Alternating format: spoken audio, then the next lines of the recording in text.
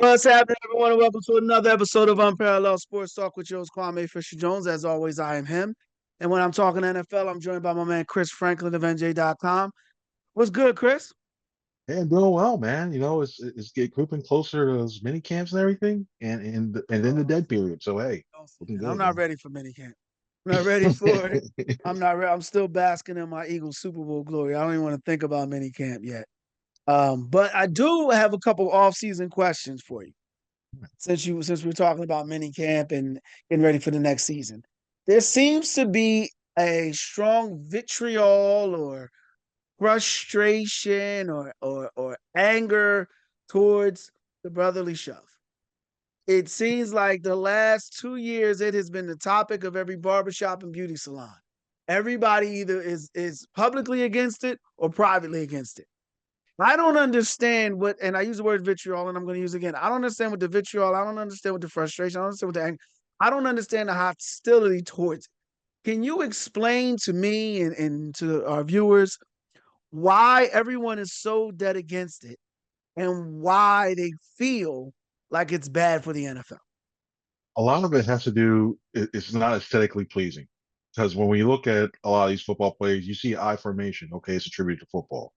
You see 4 or 5 wide receivers. That's now attributed to football. But because everybody is pushing behind from behind and they can't stop it, that's why I think you're seeing a little bit of a pushback, pardon the pun, but a little bit of a pushback you see from everybody else. And a lot of times, like normally, if you see teams do it success, like if there's one team that's blatantly using the cheating the rules, Belichick, and like putting people, and even then, I gotta say this, even when that game against the Ravens, where he took up advantage of the rules and where Mm-hmm. he lined up that person, that you look at that now, what's happened with the Eagles, every team has the chance to do this, but they're not having successful. So I think there's been a lot of pushback, especially the fact that they got the Packers to put it out there.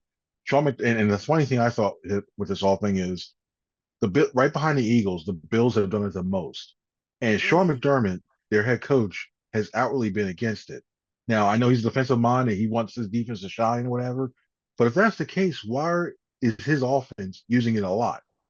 And even up so into the AFC Championship game, it was successful, costing the game, but they still used it. So I think there's a lot of pushback, and the way that vote went, 22-10, that's only 2 votes shy of what's needed to change. And I would not be shocked if at some point next offseason, whether it be the Packers, whether it be a team that if the Eagles beat a team with that play late in the game, that team brings it up, and or God forbid, you hope it doesn't happen, but somebody gets hurt in the middle and say, "Oh, see, we told you, we told you, we told you," they're going to get rid of that play. So this, I don't think it's done. I think we're going to be in the same situation next year again.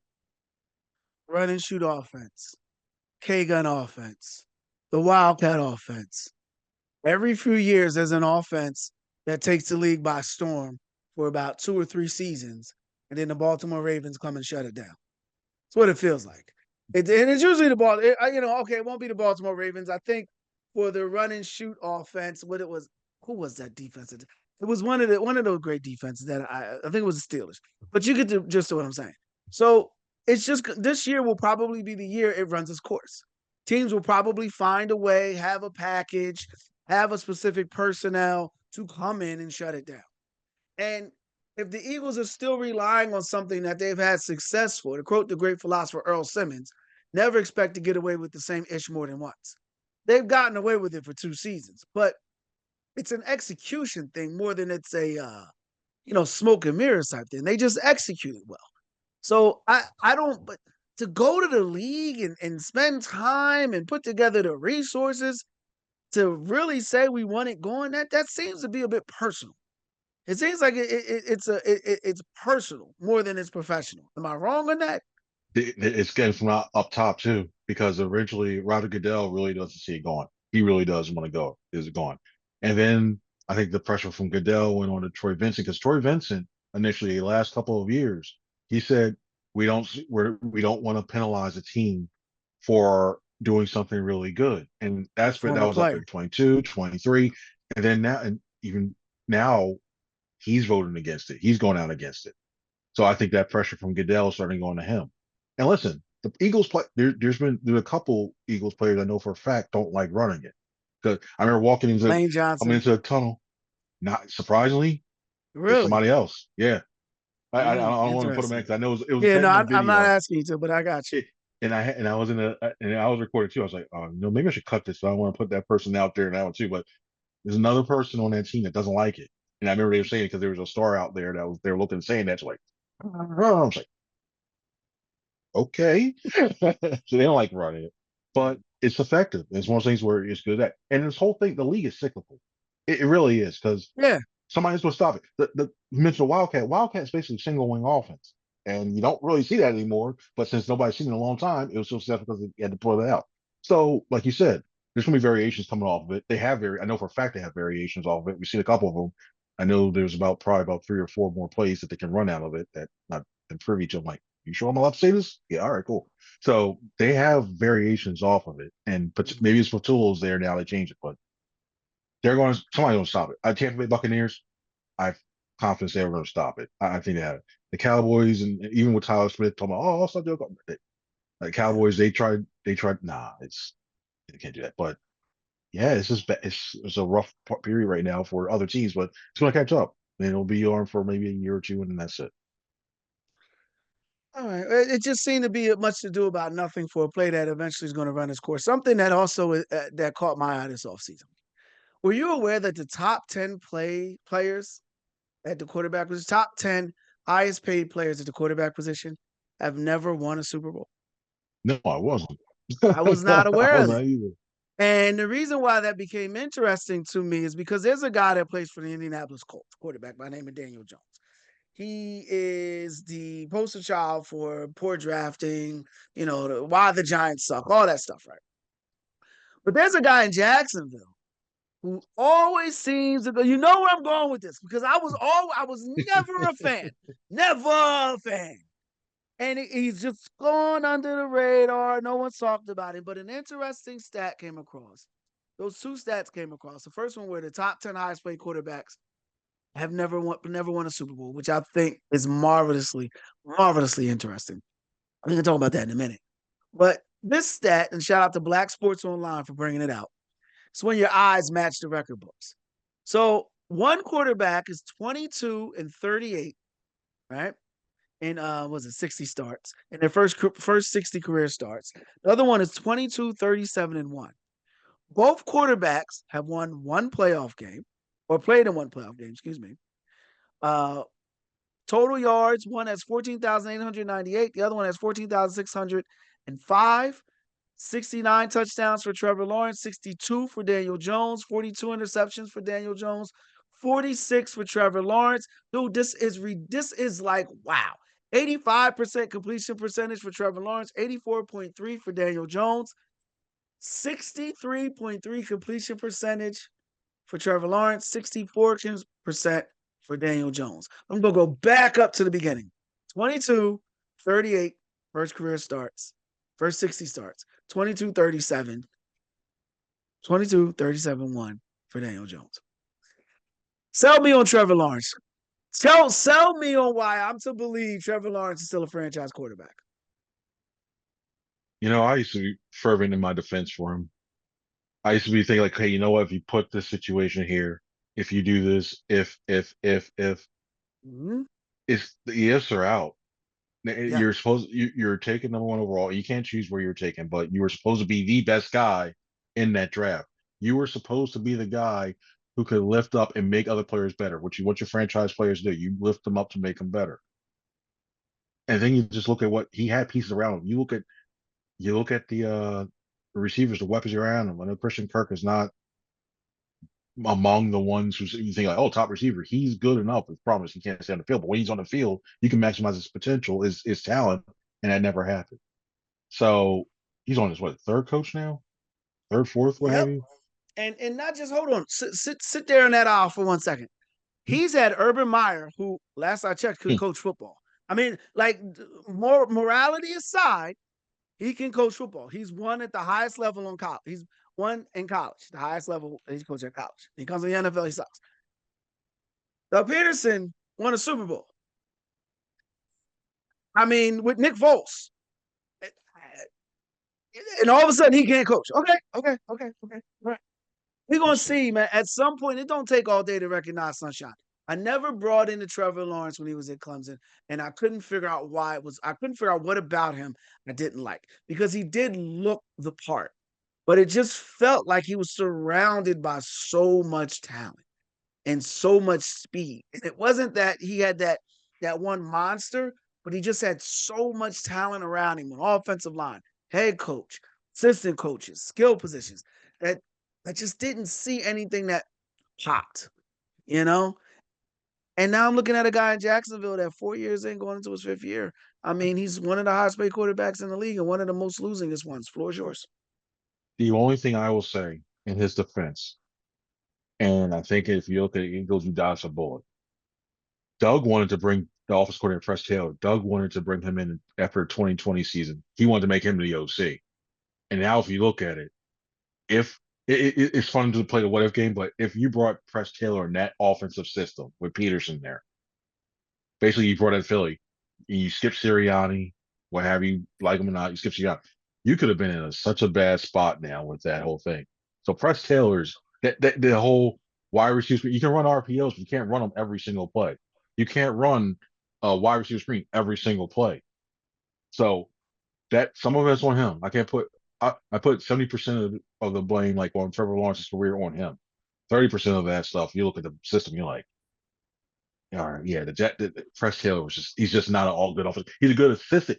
Even then, I question him because I think I told the story beforehand about what happened that night. Jalen Hurts during the regular season finale of what he was doing with Carson Wentz instead of helping Jalen Hurts. Mm.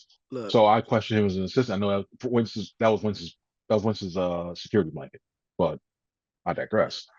that's Ugh. that's all pretty and cute. I'm going to go back to Trevor Lawrence and just ask you a simple question. How much longer? His division is Tennessee Titans, Indianapolis Colts, and the Houston Texans. The quarterback for the Houston Texans, CJ Stroud, came in and set the world on fire playing in that very same division. Playing in that very same division. So it can be done from go.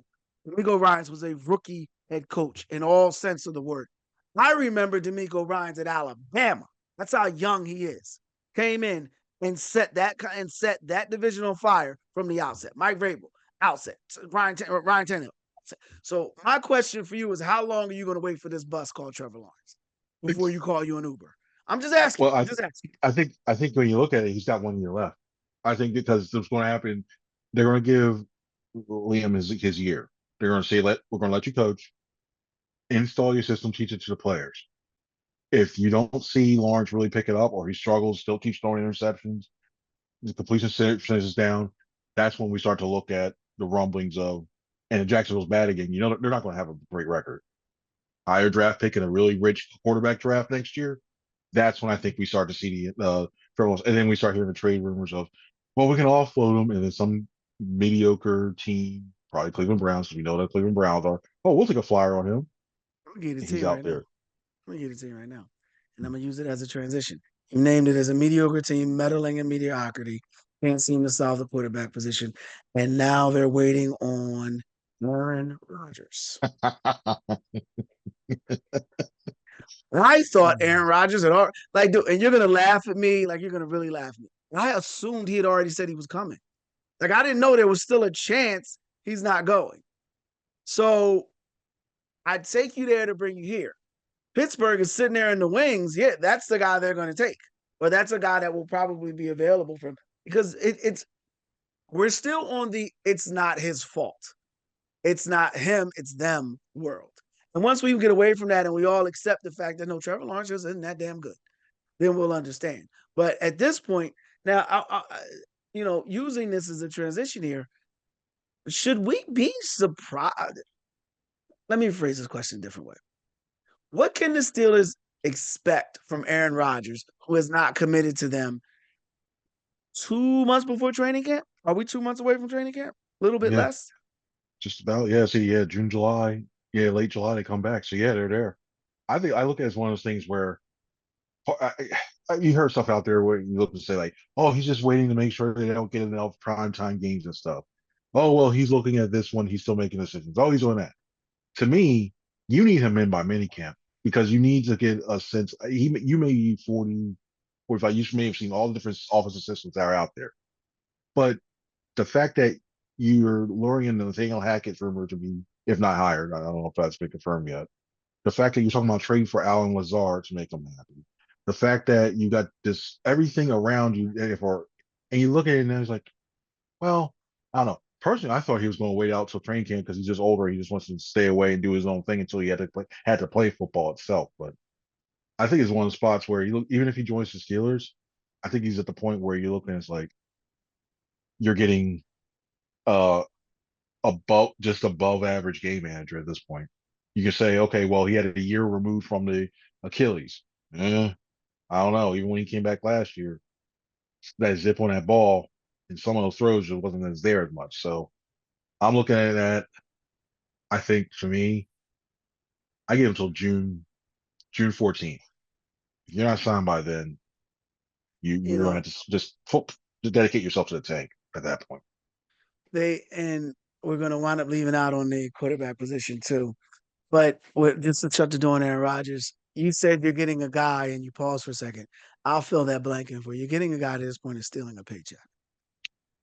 If he doesn't want to be there, if he has to be convinced to be there, I'll put it to you this way: what stratosphere, what universe do you have to convince someone to commit to you, and that works out? No, Think about it. He has to commit to the Steelers. He can't just show up and all right, I'll just be here. You have to commit to the mind, body, spirit. So if he's not willing to do that, why are we still barking at that tree? they're desperate. I think he knows that too. They are desperate. They're desperate, and he knows that, and he's gonna play and he's at this point. He's almost like a wide receiver point. That he's that diva level right now. He's up there in that, and it's one of the things where, oh, I want to feel like I'm winning, or oh, I want to say I want to still be on the Pat McAfee show. Oh, I want to do Is this he one. I that want to much have better this than time. But Mason Rudolph at this point? no comment. I don't Okay. like Mason Rudolph to begin with, so it's like I don't like it to But begin with. I But think that they give you the same. Like, I don't think he's that much. Maybe he's two or three throws, but through the course of a 17-game season, I don't think he he gives gives you you. much more. I think he gives you an additional win or two. I You think he think gives you a so? couple wins. I think he does. Yeah. I mean, I look at Because the their Jets would beg defense. to differ. The Jets would Yeah. beg to differ. The Jets are just Jets are just a dysfunctional organization to begin with. At least with the Steelers, at least you think. That's why I'm shocked they're going down the Aaron Rodgers route. That's the organization that's actually organized 9 times out of 10. So that's why I'm looking at this like, and the fact if you can control Antonio Brown, Le'Veon Bell, all that stuff through there, for like Tomlin, and then you have to deal with Aaron Rodgers a whole new level. I know Antonio Brown. We look at it now, we see Mm-hmm. what he's doing. Then he was at that until that he had Yeah. most of his career until that Vontaze Burfict take, and after that, we saw what happened Yeah, after that's that. when it was over. That's when he lost his mind. So, yeah. All right. Well, let me get you out on this one. ESPN has these beautiful off-season lists that they use to kind of spark up debate and to get their shows running. And I usually stay away from them. But I'm always curious about their underrated list because what is underrated? Underrated means you don't think he's that good. You know what I mean? I always feel like undervalued. Like who's a guy that the league doesn't value as much as they should. I always feel like it's better than underrated. But that's my high horse. Let me get off of it. Brock Purdy was the guy that just got $53 million a year was their most underrated quarterback. And I feel like the guy that won the Super Bowl and you still don't know if he's the guy would be the most undervalued. That would be number one. Or perhaps the guy that has been multiple league MVPs and his team seems to not be able to win without him, doesn't have a legit wide receiving threat, just signed Jim Brown. I mean, Derrick Henry at running back or gave him an extension would be another one that would be a candidate for underrated, undervalued. Or maybe the guy in Buffalo. You know what I mean? But there were so many other guys other than Brock Purdy. However, that's just me. I ask you, is Brock Purdy the most underrated quarterback in the NFL? No, it's not, and it's going to sound like it's like you mentioned. It's going to sound weird to me. I look at either a guy like Josh Allen, or I look at I just had the name and just escaped me just now. Josh Allen's up there because I look at Mm-hmm. Brock Purdy. It's anybody. If you look at that Shanahan system, that is the Shanahan system is one of the easier offensive systems to run with because it gives you an out no matter what. Sometimes you may have to get the throw there in time. There's a lot that gets with the timing and everything. But the West Coast offense is a lot of times 5, 7 step drops, timing, get it in that window, and hit the receiver that way. I look at I call it myself the J gun now with Josh Allen. You got him. Mhm. Look who he's throwing you. Gabe Davis. I'm sorry. Yeah. Amari Cooper is not prime Amari Cooper now. And they got He's James just Football. Amari at this point. Yeah. It's in the fact that he's nobody signed him now. To tell you something. And that one too. He's on the Julio Jones track. Not saying we all know Julio was really good, but that last season, Yeah. the last couple seasons, it wasn't his prime self. So to see that, I just don't see him being part of like. I'm really mad at myself for forgetting. Oh, you know what? The other one, Jaden Daniels. Terry You McLaurin, you can say even put scary. him in the list because he's another one. I mean, we were just talking about Trevor Lawrence. From go, he went. From go, he was ready to roll. So yeah, Yep. that's another one. I hate to use this word because it's synonymous with another person, but I'm going to use it anyway. I feel like the league is so desirous for a Shanahan quarterback to be successful. Like they want to anoint somebody and say, "See, we knew Shanahan was great all along." You know, they even have like they did it with the Rams. I even would say that Stafford is a bit underrated. You know, another guy that won a Super Bowl that many questioned in Detroit, and then comes out the Rams and wins a Super Bowl. But it just seems like they want so bad to believe in Shanahan and Purdy that they're ignoring everything they see in their eyes in critical moments. Everything. You know, I could just off the rip, I would even say to an extent that you wouldn't have him on the list. To me, and the fact that he isn't voted the number one player in the NFL, to me, I would say Pat Mahomes could you can make an argument for him to be underrated or With that wide undervalued. receiver core, yeah. Yeah. Those wide receivers, yeah. The Hopkins, I you look at mean, they're the giving this to the Ford Bronco and they're saying race with Ferraris. And he's racing with them and winning races. So it's just so many other. And I watch enough of Purdy. I don't think he's a bad quarterback, but I don't think he's the upper echelon that they point him out to be. Final word goes to you. yeah, I look at that here when you go to I probably have them like 13, 14. I think a lot of things with that Shanahan part too, they want him so great because it gives the league a story, a family story. You look at Mm, his dad, and then you got the Kubiaks. The Shanahan Kubiaks was a lot of people forget Gary Kubiak was very instrumental in building that type of system too. So that's why I think you see the Clint Kubiaks continue to get jobs. Why I don't know, but you see them get the job. But I think the league is desirous, and until you saw the AFC West really start to hire all those well-known coaches, and you had Andy Reid there, I think Shanahan was the other guy. Now you look at the fact it's yeah. like, okay, we need something on the West Coast to hang our hat on. Well, the 49ers are San Francisco, and they got this great look at the family history with this one. We need to really go put hard on that. And sorry, this I don't see if it. you can't win the big game consistently, you can't continue to bring that. But then you start and you act and talk a certain way, like you're really like the greatest coach of all time, and you cause a lot of issues where you're not well liked by some of the people around the league. Yeah, Yeah. yeah. Yeah. I'll leave it at that.